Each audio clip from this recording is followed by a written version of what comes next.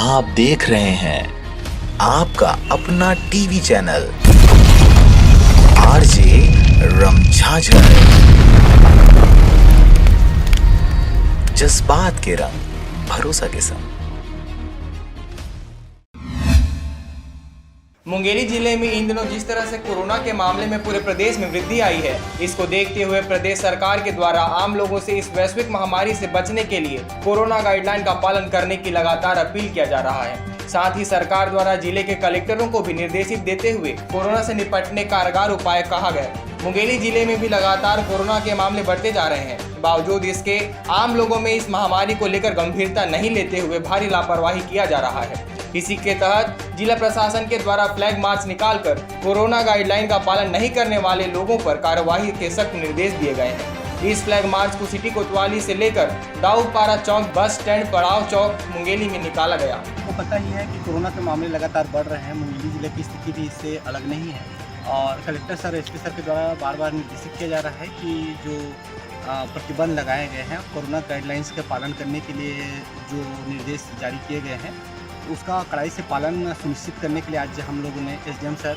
और मेरे और तहसीलदार टीआई साहब सबके नेतृत्व में यातायात पुलिस के साथ साथ बल के साथ पैदल फ्लैग मार्च आज पूरे शहर में किया गया है।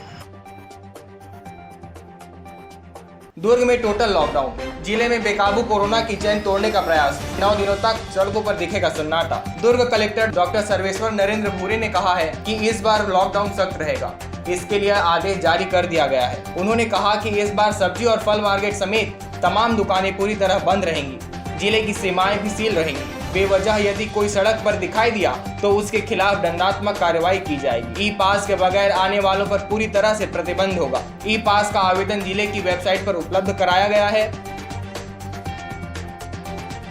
पूर्ण लॉकडाउन शुरू, रायपुर दुर्ग की सीमाएं सील, सिर्फ पास वालों को ही एंट्री। दुर्ग में मंगलवार से पूर्ण लॉकडाउन शुरू होने के साथ पूरी सीमा को सील कर दिया गया। रायपुर से दुर्ग जाने वाले रास्ते, महादेव घाट और कुम्हारी को भी सील कर दिया गया है। सीमा में बैरिकेड्स लगाए गए हैं। 24 घंटे पुलिस जवानों की ड्यूटी लगाई गई है। सिर्फ पास वालों को ही आने जाने दिया जा रहा है, बिना पास वालों को लौटा दिया जा रहा है। इस कारण मंगलवार को सुबह से ही महादेव घाट पुल में जाम लगा था। लोग अमलेश्वर की ओर जाने की कोशिश कर रहे थे, लेकिन पुलिसकर्मी सिर्फ पास वालों को ही जाने दे रहे थे। सख्ती के बाद भी लापरवाही जारी रही। दोपहर में मछली पकड़ने वाले जुटे दर्जनों लोग। शाम होते ही गलियों में खेला गया क्रिकेट। रायपुर में शनिवार का दिन साल 2021 में लॉकडाउन की सुबह लिया आया।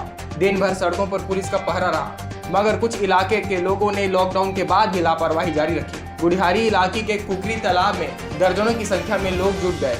यहाँ सभी मछलियाँ पकड़ने पहुंचे थे। माहौल बिगड़ता देख किसी ने पुलिस को बुला लिया। इसके बाद भीड़ को हटाया गया।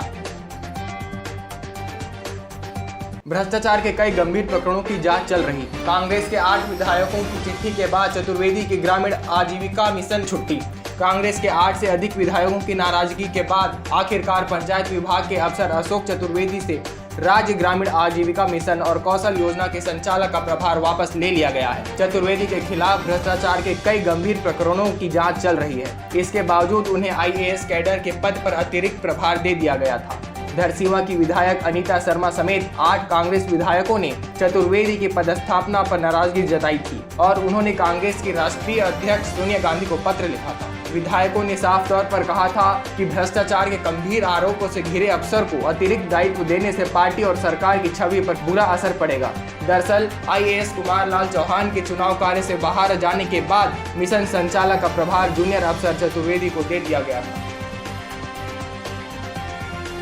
कोरोना के कारण घटा 2 घंटों का कारोबार।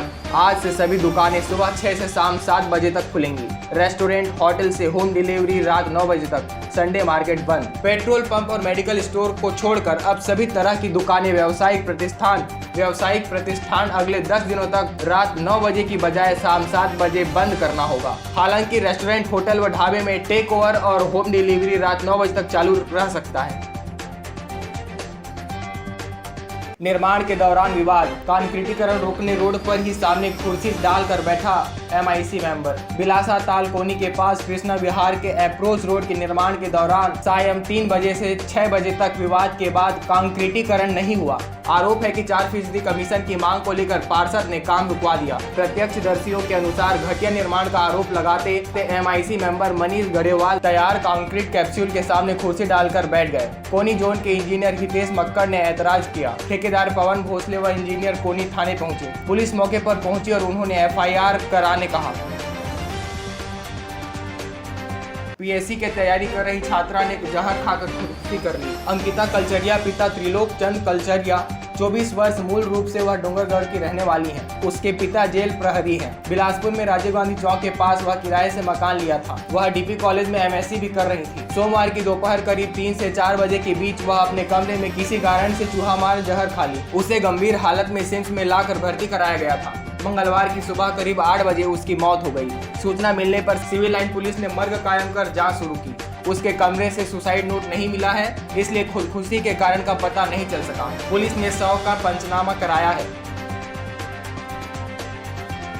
जोगी एम्बुलेंस कोरोना के मरीजों को पेंड्रा से रायपुर तक पहुंचा रही पूर्व CM की गाड़ी सरकार को दी थी, नहीं उपयोग हुआ तो NGO को सौंपा। छत्तीसगढ़ के दिवंगत पूर्व मुख्यमंत्री अजीत जोगी की एक गाड़ी अब कोरोना पीड़ित मरीजों को पेंड्रा से रायपुर तक पहुंचा रही है। इसका संचालन पेंड्रा के एक गैर सरकारी संगठन NGO के जरिए होता है। विशेष रूप से अजीत जोगी की सुविधाओं को ध्यान में रखकर तैयार की गई वह गाड़ी उनके निधन के बाद खाली हो गई थी। अजीत जोगी की पत्नी और जनता कांग्रेस छत्तीसगढ़ की केंद्रीय अध्यक्ष डॉक्टर रेणु जोगी ने बताया 2003 मॉडल की वह गाड़ी बिलासपुर में रखी हुई है। पिछले साल 15 अगस्त को उन्होंने एक सादे समारोह में उस गाड़ी को तत्कालीन ब्लॉक मेडिकल अफसर और सभी मरवाही के विधायक डॉक्टर के ध्रुव को सौंपा था। बाद में मरवाही में विधानसभा उपचुनाव घोषित हो गए। उस समय स्वास्थ्य विभाग ने एक ग्रीन नेट से ढककर इसे रख दिया था। तर्क था कि इसका इस्तेमाल हुआ तो चुनाव आचार संहिता का उल्लंघन होगा। चुनाव के बाद भी उसका इस्तेमाल होते नहीं दिखा। उसके बाद हमने उस गाड़ी को स्वास्थ्य विभाग से वापस लेकर पेंड्रा में आलोक तिवारी को सौंप दिया। वे NGO चलाते हैं। अब उसका उपयोग कोरोना के मरीजों को मदद पहुंचाने में हो रहा है।